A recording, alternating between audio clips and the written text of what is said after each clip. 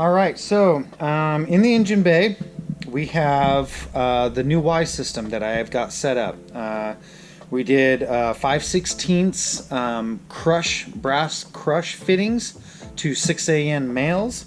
I would have liked to have done the 6AN females, but they did not have the fittings, unfortunately. So it is what it is. So this is a 6AN to 8AN to a fuel filter to the fuel rail with an 8AN to O-ring. You know, basically the fuel rail is 8AN internally. So I want to show you how that turned out. So that's the primary, or the normal fuel line or stock fuel line, and then the stock Evap turned into a fuel line Y system, which is basically 2.0 for this setup on this customer's car, running twin 450s.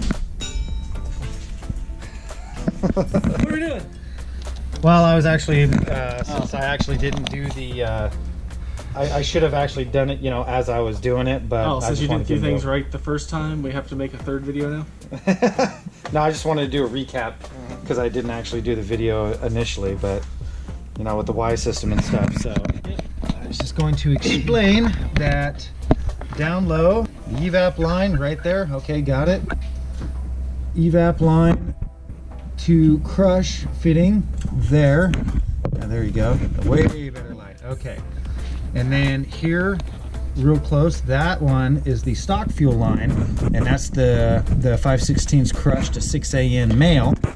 And then I've got a union here. Here's our 6AN to 6AN to 8AN with another union, and then the fuel filter, because you have to have a fuel filter now that you have a double pumper, because you get rid of the permanent fuel filter in the insert.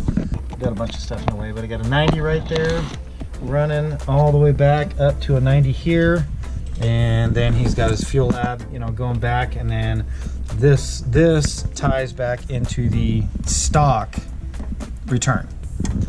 And then when you run twin 450s, you have to port out or drill out your stock siphon, because if you don't, you're going to have fuel pressure in excess of 60 psi, which isn't bad.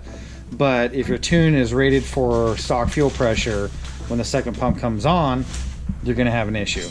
So all I got left now is I'm going to pipe this to the hob switch, 15-pound hob switch. It's going to run over and down, and just use that as ground. That's activating the relay, and that's basically a poor man's double pumper system without rerunning, you know, tons of line, AN line from the tank all the way up to the engine bay. So here we go. Let's see if this thing will make the power, but I'm sure it will.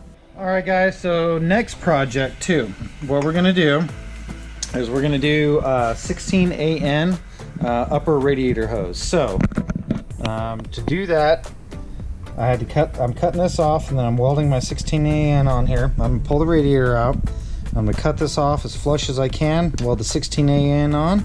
We're going to do a 90 to a straight. So that way it makes it look a little bit better, you know, clean up the engine bay and whatnot. So yeah, so here we go. So I'm giving you an update as to how far we've gotten. So what I ended up doing was replacing the upper radiator hose with some 16AN line fittings and weld-on bungs. So let's check this out. So we got it all welded. Got our line, nice, looks clean. Had to this thing started cooking. This thing was painted, so did some wrinkle finish on it. Valve cover was kind of wrinkle finish, but it's kind of coming apart here, so I'm sure he'll address that later. But got all the, you know, got this piece welded on. Got a nice bead there. And I mean, so far so good. He brought me a STM oil cooler because I did not want to try to clean out the stock oil cooler, and it already expended its lifespan anyway, because I mean, it's stock. So we took that old unit out and put in a decent one, and it is just a B&M oil cooler. I'm going to say almost any B&M oil cooler would fit. And for future reference, guys, these are the two fittings that you need, and you need 2 of one and 2 of the other. Check it out. There's your part number for the one. This is oil cooler to the oil filter adapter housing. This is a vibrant fitting. And then this is the B&M oil cooler itself to the hose fitting, and that's the part number. So this actually attaches to the actual cooler itself and to an 8AN line going to this fitting right here. So part number. So that way, if you want, you might be able to save yourself some money.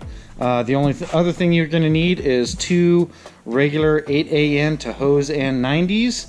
So you can actually come off of the oil filter adapter housing with those 90s to those other fittings that I have.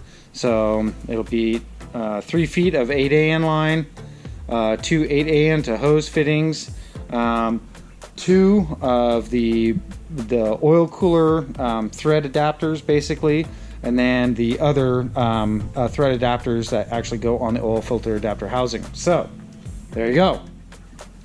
But we're coming along. This car has got a Archer fab, and I gotta say, Archer fab built us an intake for the other Evo that we're doing the build on. Sent us some pretty cool carbon fiber stickers, and I gotta say I'm pretty impressed with this. I can't wait to see it on the car. We'll be doing a video of that, but check that bad boy out. This is beautiful. This is a 6875 custom 6875 V-band 44 millimeter wastegate custom one-off for his car, because we're doing the power steering pump. It is forward facing. This thing is going to be badass. I gotta say, I am fully impressed with what Archer Fab has done. Honestly, I did not want to take the time to do it. It's a lot of work. Anybody that's built a manifold, there's a reason why they're $1,000, $1,200, $1,400. It's a lot of work. I've built 2, and man, I didn't want to do it. It's just time consuming, and with work and all this other stuff. I mean, appreciate the guys that build these manifolds, because they go through a lot of work. The only time that it becomes simple is when you actually build a couple manifolds, you build a jig, and then it's just like wham bam, thank you ma'am. And these are the big shops. But to Archer Fab, thumbs up. It was a beautiful manifold. I can't wait to fit it on there. I can't wait to start welding up his exhaust pipe, and I'll take you guys through all that whole process. But so far, the Evos that we're building here, during this time of crisis, just trying to get them done, so when everything gets squared away and everybody's on the up and up, everybody's healthy, we can get back out there and enjoy our cars, because us car guys, that's all we got. We're pulling our hair out right now because the tracks aren't open. So I'm glad that everybody's doing what they need to do, but I understand the frustration, because my car is sitting and I've got some big old fat meats to go out and do some no prep racing, because my drag radials and the way my car is not wanting to hook, we're going to try some slicks and see what that does. So I definitely want to see what this 8385 that we put on the car will do. The 70 millimeter was just, it was maxed out. We were done. I couldn't go any faster on it, so yeah, we'll see in the future. We also got my partner Alan got his build going on.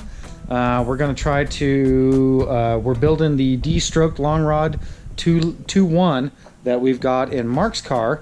That's getting done, or getting done on his, so we're waiting on the other block that we need to get finished up for his car. But yeah, I mean, we've got a lot of builds coming, and hopefully this summer will be fun. This late summer will be fun.